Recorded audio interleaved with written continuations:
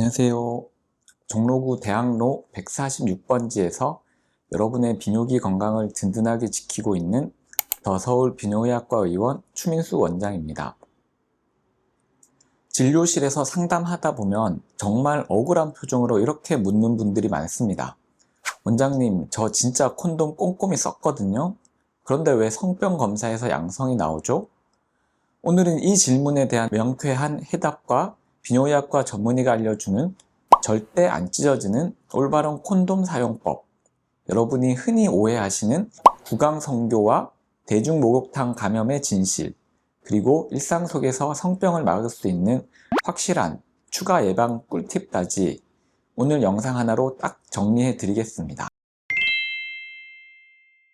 결론부터 말씀드리면 콘돔을 쓴다고 100% 안심할 수는 없습니다. 성병이 전염되는 방식이 크게 세 가지로 나뉘기 때문인데요.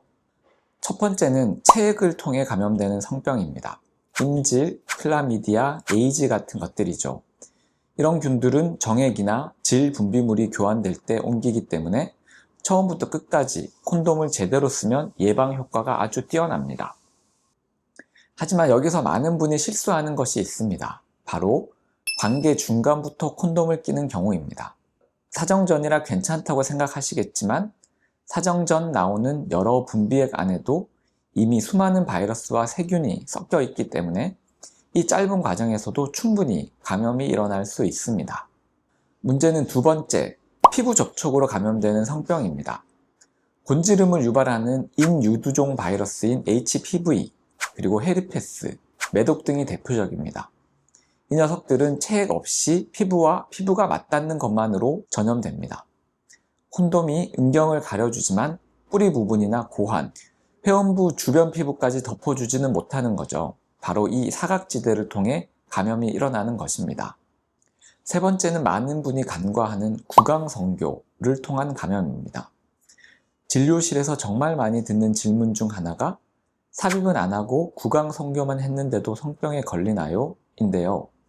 정답은 네, 아주 쉽게 걸릴 수 있습니다. 입니다. 많은 분들이 구강성교를 상대적으로 안전한 성관계라고 착각하십니다. 하지만 우리의 입과 목구멍인 인후동 역시 생식기 못지않게 아주 연약한 점막으로 되어 있습니다. 인질, 클라미디아, 매독, 헤르페스 같은 균들은 생식기뿐만 아니라 입과 목의 점막을 통해서도 아주 쉽게 감염됩니다. 특히 목구멍에 감염된 인질이나 클라미디아는 가벼운 목감기 증상처럼 나타나거나 아예 무증상인 경우가 많습니다. 그래서 본인도 모르는 사이에 파트너의 생식기로 균을 옮기는 매개체 역할을 하기도 합니다. 따라서 구강성교 시에도 성병 감염의 위험이 높다는 사실을 반드시 인지하셔야 합니다. 자, 피부 점막 접촉은 그렇다 치고 체액으로 감염되는 성병인데도 걸리는 분들이 있습니다. 이건 10중 8구 잘못된 콘돔 사용법 때문입니다. 딱 4단계로 외우세요.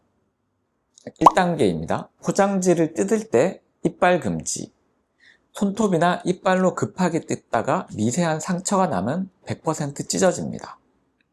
2단계 정액바지 공기 빼기. 끝부분에 튀어나온 정액바지를 꾹 눌러서 공기를 완전히 뺀 상태로 씌워야 마찰 열과 압력에 터지지 않습니다. 3단계 처음부터 끝까지 앞서 말씀드렸듯 사정 전에도 나오는 여러 분비액 안에는 수많은 바이러스가 섞여 있을 수 있습니다. 반드시 삽입 전, 피부 접촉이 일어나기 전부터 착용하세요. 4단계 뺄 때는 밑동을 꽉 잡고 관계 후 음경이 작아질 때 내용물이 셀 수 있으니 콘돔의 링 부분을 손으로 꽉 잡은 상태로 빼내셔야 합니다. 자, 이번엔 일상 속 오해를 짚고 넘어가 볼까요? 원장님, 제가 헬스장에서 공용 수건을 썼는데 찝찝해요. 찜질방 공용탕에 들어갔거나 대중교통 화장실 변기에 앉았는데 성병에 걸린 거 아닐까요? 이런 걱정하시는 분들, 제 대답은 그럴 확률은 제로에 가깝다입니다. 안심하셔도 됩니다. 왜 그럴까요? 성병을 일으키는 세균과 바이러스들은 생각보다 엄청나게 온실 속 화초같이 나약한 녀석들입니다. 이 녀석들은 사람 몸속의 따뜻한 체온 36.5도, 그리고 축축한 점막 환경에서만 살아남을 수 있습니다.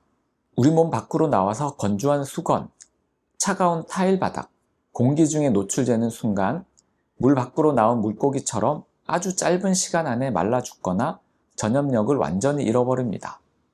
누군가 방금 전까지 쓰던 축축한 수건을 내 생식기 점막에 대고 아주 심하게 문지르는 기형적인 상황이 아니라면 감염될 수 없습니다. 변기에 피부가 닿잖아요 하시는데 우리 엉덩이나 허벅지 피부는 바이러스를 막아내는 아주 두꺼운 천연 방어막입니다. 성병균은 요도나 질 같은 얇은 점막이나 눈에 띄는 상처를 통해서만 침투할 수 있기 때문에 단순히 변기에 앉는 것만으로는 절대 옮지 않습니다. 탕 안에 엄청난 물의 양에 희석될 뿐만 아니라 수영장의 소독약인 염소, 그리고 목욕탕의 비누 성분 앞에서는 성병균들이 버텨낼 재간이 없습니다. 그러니 M1 수건이나 변기, 목욕탕 탓을 하며 억울해하거나 불안해하실 필요는 전혀 없습니다. 성병은 일상생활의 공간이 아니라 누구와 어떻게 직접적인 점막 접촉을 했느냐가 원인이라는 사실 꼭 기억하세요.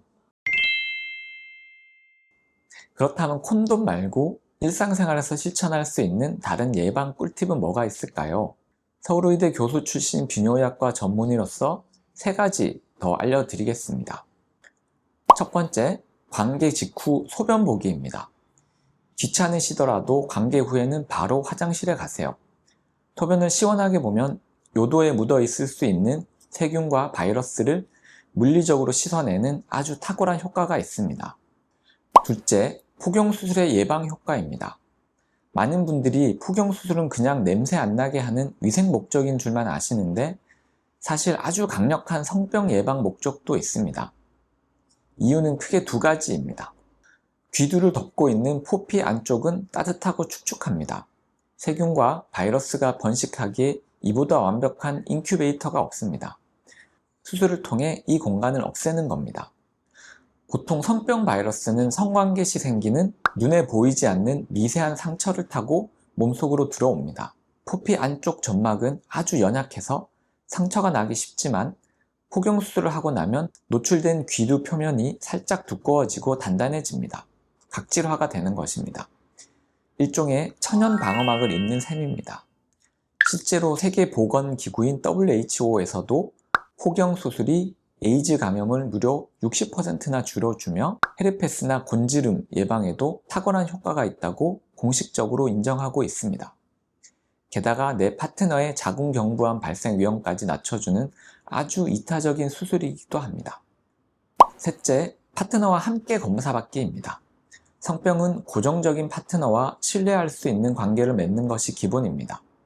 만약 한 명이라도 의심되는 이상 증상이 있다면 반드시 2사람이 함께 손잡고 병원에 오셔야 끊임없이 서로 병을 주고받는 핑퐁 감염을 막을 수 있습니다. 자, 오늘 내용을 정리해 볼까요? 안전한 성생활의 기본은 올바른 콘돔 사용, 곤지름을 막아주는 가다실 백신 접종, 관계 직후 소변 보는 습관, 그리고 의학적으로 입증된 폭용수술입니다. 가장 중요한 것은 증상이 없더라도 1년에 한두 번은 비뇨의학과에 오셔서 정기적인 소변 검사와 피 검사를 받는 것입니다. 성병은 부끄러운 것이 아니라 조기에 발견하고 치료해야 하는 질환입니다. 혼자 불안해하지 마시고 언제든 마음 편히 02-743-7575로 전화 주시거나 대학로에 있는 저희 병원을 방문해 주시면 꼼꼼하게 진단해 드리겠습니다. 오늘 영상이 도움이 되셨다면 구독과 좋아요 부탁드리고요. 더 자세한 비뇨기 건강 정보는 홈페이지나 블로그에서 확인하실 수 있습니다. 지금까지 더 서울 비뇨의학과 의원 추민수 원장이었습니다. 감사합니다.